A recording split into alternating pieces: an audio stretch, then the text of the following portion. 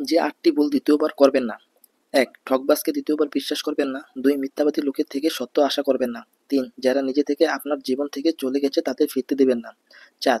অসৎ লোকের সাথে সৎপরামর্শ করবেন না। ৫. অতিরিক্ত অহংকার স্বার্থবাদী ব্যক্তিদের থেকে সময় আশা করবেন না।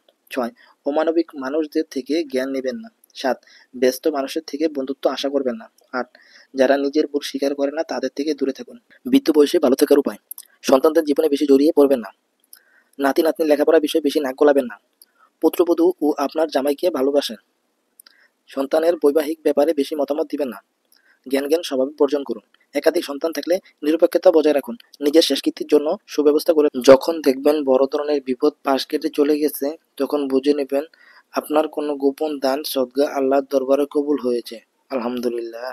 তাহলে অনেক বাবা তার মেয়ের উদ্দেশ্যে চিঠি লিখতেন, বলতেন, মাগো তুমি পর্দা করো, তোমার জন্য কবরে আমি ভালো নেই। Subscribe to my channel.